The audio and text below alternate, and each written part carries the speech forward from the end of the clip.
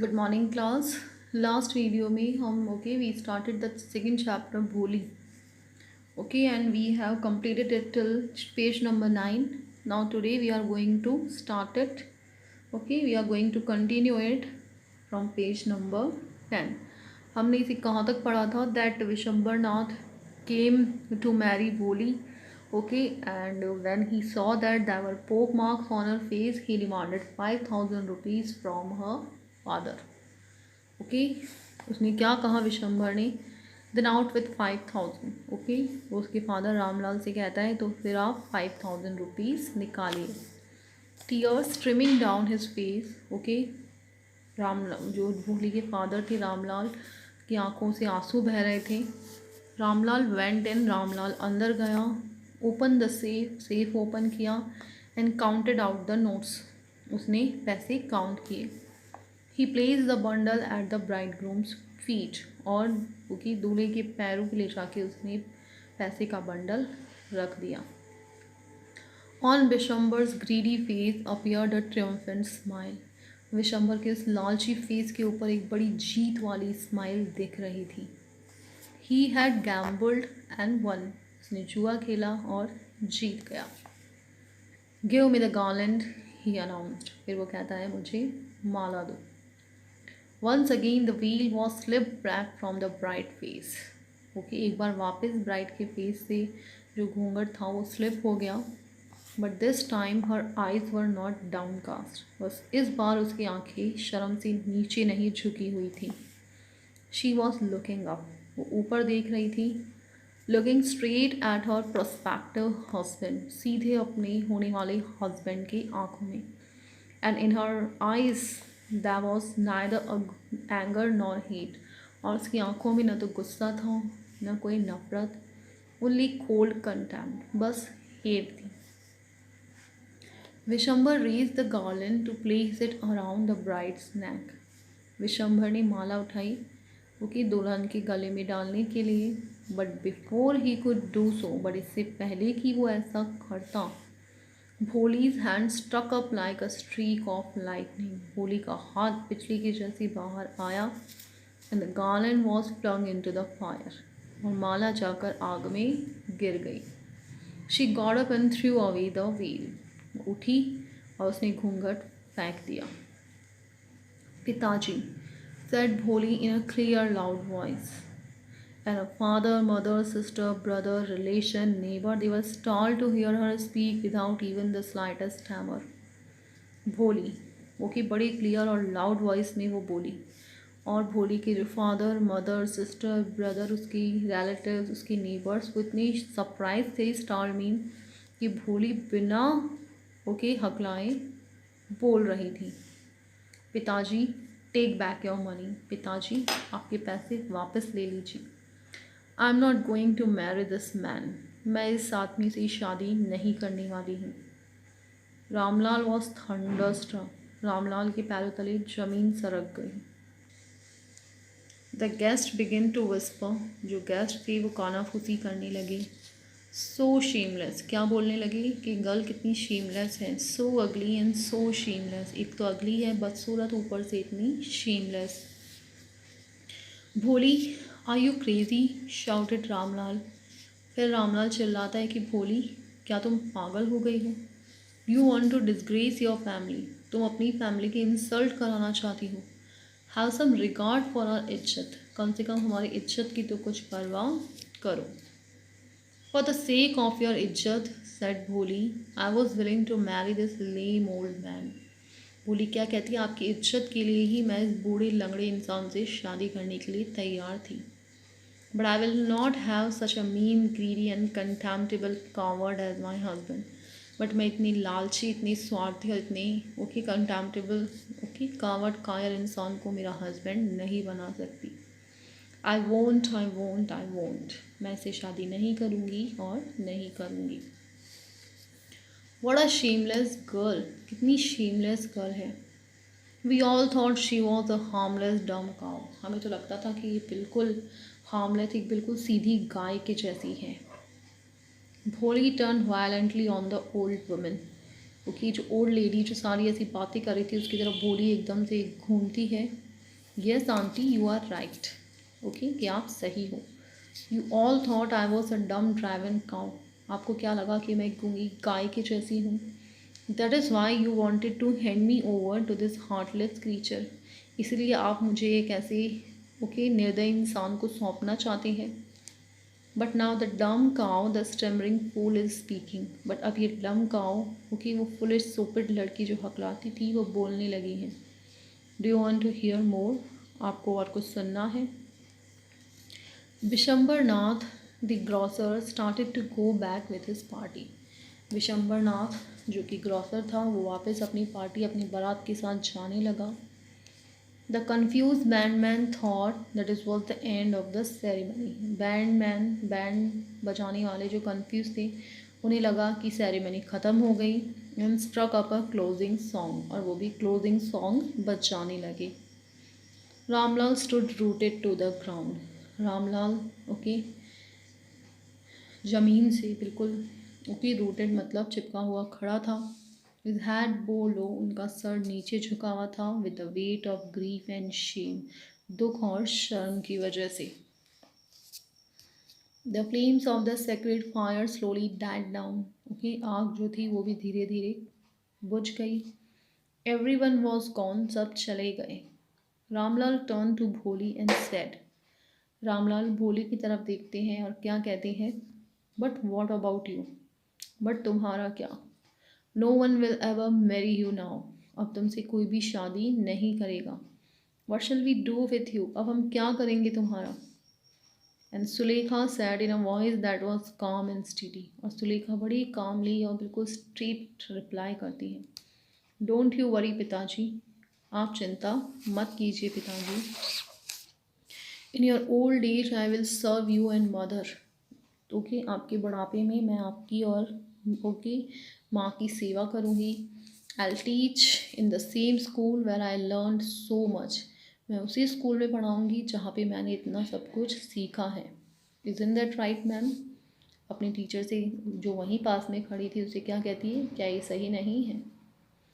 The teacher had all along stood in a corner watching the drama. Teacher जो पूरे समय corner में खड़ी थी वो सारा ये ड्रामा देख रही थी। Yes Bholi of course she replied. वो क्या कहती है? Yes Bholi of course. And her smiling eyes there was a light of peace satisfaction than an artist feel when contemplating the completion of her masterpiece.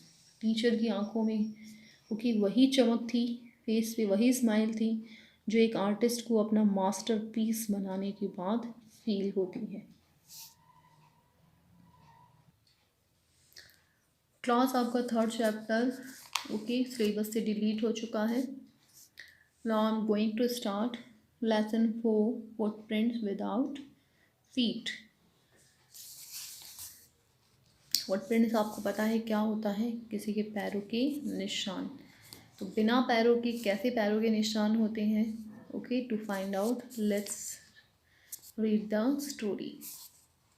The two boys stared in surprise at the fresh, muddy imprints of a pair of bare feet. Two boys बड़ी surprisingly घूर रहे थे क्योंकि किसी के नंगे पैरों के निशान उस फ्रेश मड मतलब कीचड़ के अंदर बन रहे थे। What was a barefooted man doing on the steps of a house? एक इंसान बिल्कुल नंगे पैर ओके एक घर की सीढ़ियों के ऊपर क्या कर रहा था? In the middle okay in the middle of London. Okay London के बिल्कुल बीचों बीच। And where was the man? और सबसे बड़ी चीज़ कि वो मैन कहाँ था? ओके पैरों के निशान तो दिख रहे हैं बट वो इंसान नज़र नहीं आ रहा। As they gazed a remarkable sight met their eyes. जैसे ही वो देखने लगते हैं एक बड़ा रिमार्केबल नज़ारा उन्हें देखने को मिलता है। अ fresh footmark appeared from nowhere. पता नहीं कहाँ से बिल्कुल फ्रेश क्योंकि और पैरों के निशान वहाँ पे उभरने लगते हैं। Further footprints followed. उसके आगे फिर और फुटप्रिंट्स बनते हैं। One after another descending the steps and progressing down the street. एक के बाद एक सीढ़ियाँ उतरते हुए और स्ट्रीट में आगे बढ़ते हुए। The boys followed fascinated until the muddy impressions became fainter and fainter and at last disappeared altogether. जो बॉयज़ है वो बड़े ही अट्रैक्ट होते हैं उस तरफ, ठीक है, और वो उन जो पैरों के निशान बन रहे थे मड में, कीचड़ में, उन्हें फॉलो करने लगते हैं। और फाइनली ये जो पैरों के निशान होते हैं वो धीरे धीरे फेंट मतलब धुंधले होते जाते हैं और फाइनली बिल्कुल गायब, डिसअपियर मीन्स गायब हो जाते हैं। The explanation of the mystery was really simple enough. Okay, ये क्या मिस्ट्री थी, क्या रहस्य था इसके पीछे, बिल्कुल सिंपल सा रीज़न था। The bewildered boys had been following a scientist who had just discovered how to make the human body transparent. ये कंफ्यूज बॉय एक ऐसे साइंटिस्ट को फॉलो कर रहे थे जिसने अभी अभी ये डिस्कवर किया है कि ह्यूमन बॉडी को कैसे ट्रांसपेरेंट बनाया जाता है। Griffin, the scientist, had carried out experiment after experiment to prove that the human body could become invisible. Griffin scientist, उसने एक के बाद एक काफ़ी सारे एक्सपेरिमेंट किए ये प्रूव करने के लिए कि ह्यूमन बॉडी इनविजिबल हो सकती है, मतलब अदृश्य, नहीं दिखती। Finally, he swallowed certain rare drugs and his body became as transparent as a sheet of glass. Finally, उसने कुछ ड्रग्स निकले, ओके, स्वैलो किए और उसकी जो बॉडी थी वो बिल्कुल कांच की जैसी ट्रांसपेरेंट हो गई। Though it also remained as solid as glass, हालांकि उतनी ही सॉलिड भी थी जितना कि एक कांच होता है, बट बिल्कुल ट्रांसपेरेंट हो गई।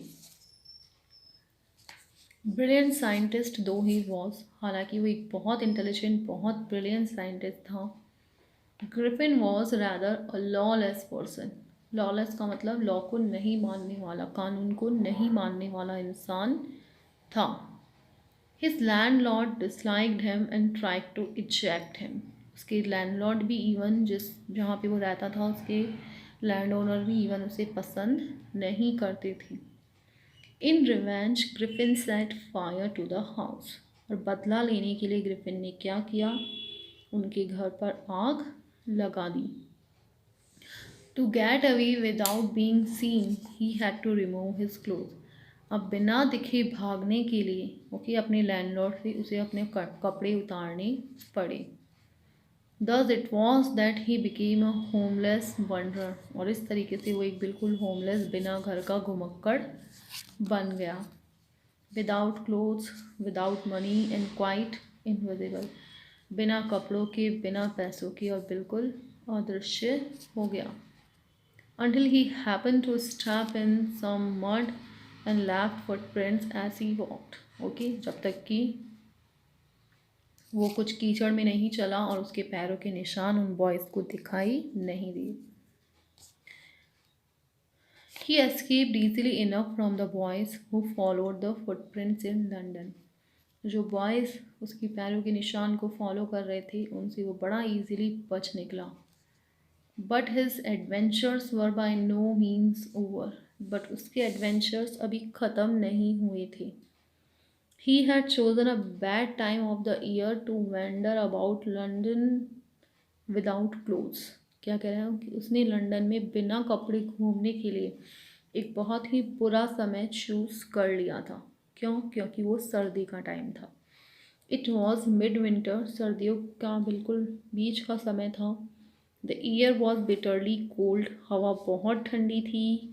And he couldn't do without clothes, और वो कपड़ों के बिना नहीं रह सकता था। Instead of walking about the street he decided to slip into a big London store for warmth. कि गलियों में बिना कपड़ों के घूमने की बजाय उसने डिसाइड किया कि वो एक लंदन के एक स्टोर में वार्म मतलब थोड़ी सी गर्माहट लेने के लिए चुपचाप से घुस जाएगा। Closing time arrived, okay, store का क्लोजिंग टाइम आ गया। And as soon as the doors were shut, Griffin was able to give himself the pleasure of clothing and feeding himself without regard to expense. जैसे ही closing time आया, okay, और door बंद हुए, Griffin okay बिल्कुल free था, उसने पूरा इन्जॉय किया, अंदर घुस के कपड़े पहने, ओके, खूब खाना खाया बिना किसी एक्सपेंस, बिना किसी खर्चे के। ही ब्रोक ओपन बॉक्सेस, उसने सारे बॉक्सेस ओपन किए and rappers, and fitted himself out with warm clothes, गर्म कपड़े पहन लिए। Soon with shoes, an overcoat and wide-brimmed hat, he became a fully dressed and visible person. जल्दी ही उसने shoes पहने, ओके, एक ओवर कोट पहना, ओके, एक चौड़ी सी हैट पहन ली, और वो एक फुली ड्रेस मैन और विजिबल मतलब अब दिखने लगा, क्योंकि कपड़े तो दिखते थे, okay. In the kitchen of the restaurant he found cold meat and coffee. Restaurant के किचन में उसे कोल्ड मीट मिल गई, कॉफ़ी मिल गई, and he followed up the meal with sweets and wine taken from the grocery store. Okay, बाद में उसने sweet खाई, wine उसने ग्रॉसरी स्टोर से ले ली। Finally he settled down to sleep on a pile of quilts, और कुछ रजाइयों के ढेर पे वो सोने के लिए रेडी हो गया। If only Griffin had managed to wake up in good time, all might have been well. क्या कह रहे हैं कि अगर ग्रिफिन सही समय पे उठ भी जाता तो शायद सब कुछ सही होता। As it was he didn't wake up until the assistants were already arriving next morning. But जब तक नेक्स्ट डे स्टोर के असिस्टेंट आए वो नहीं उठा। When he saw a couple of them approaching, जब उसने देखा कि दो जने आ रहे हैं, he panicked and begin to run, वो घबरा गया और भागने लगा। They naturally give chase, naturally वो उसका पीछा करने लगे।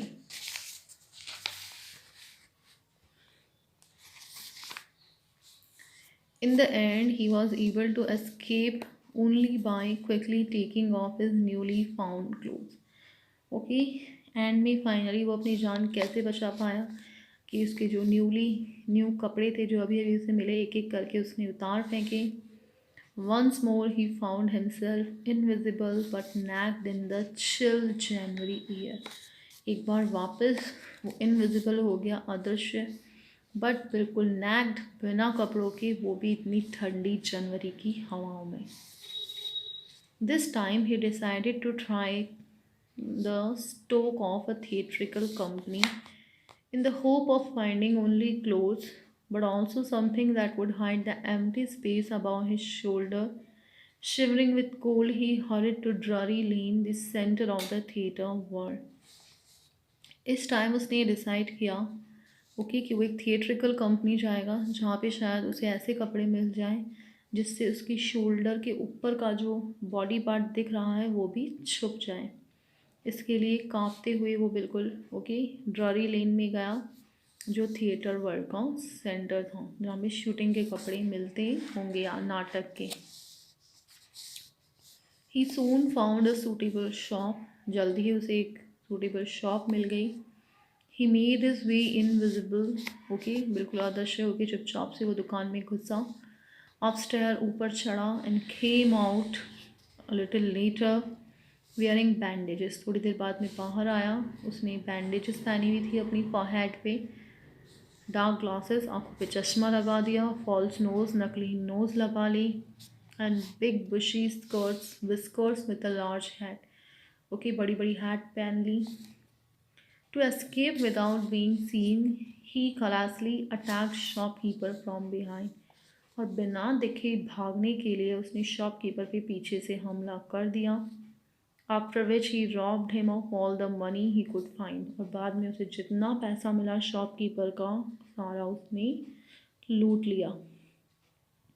Eager to get away from crowded London he took a train to the village of Iping. Okay, London की इतनी क्राउडेड सिटी से भागने के लिए उसने ओके एक आइपिंग नाम का विलेज था, वहाँ की ट्रेन पकड़ी। Where he had booked 2 rooms at the local inn, इनका मतलब धर्मशाला, जो लोकल इन थी वहाँ पे उसने एक रूम बुक कर लिया। The arrival of a stranger at an inn in winter was in any case an unusual event. Okay, ऐसे सर्दी के टाइम में इन के अंदर एक अजनबी का आना डेफिनेटली बहुत ही अनयूजुअल चीज़ थी, असाधारण। A stranger of such uncommon appearance, और वो भी इतना अनकॉमन दिखने वाला। ओके, क्योंकि आपको पता है उसने क्या क्या पहना हुआ था अपनी बॉडी को छुपाने के लिए। तो इतना अजीब सा दिखने वाला इंसान। सेट ऑल टर्म्स वेग, सारे लोग बातें करने लगे। Mrs. Hall, the landlord's wife, made every effort to be friendly. Mrs hall जो लैंडलॉर्ड की वाइफ थी उसने बहुत कोशिश की ग्रिफिन के साथ फ्रेंडली होने की। But Griffin had no desire to talk, but Griffin की कोई इच्छा नहीं थी बात करने की। And told her okay for reason for coming to Iping is a desire for solitude. Okay, उनसे क्या कहा कि मैं यहाँ पे आइपिंग में अकेले रहने के लिए आया हूँ।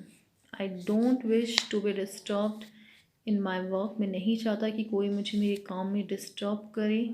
Besides an accident has affected my face, और मेरा फेस ऐसा इसीलिए है क्योंकि मेरे साथ कोई एक्सीडेंट हो गया। Satisfied that her guest was an eccentric scientist, Mrs hall को ये तो विश्वास हो गया कि उनका जो गेस्ट है वो एक सन की साइंटिस्ट है। And in view of the fact that he had okay paid her in advance, और तो और उसने उन्हें एडवांस में पे किया है। Mrs Hall was prepare to excuse strange habits and irritable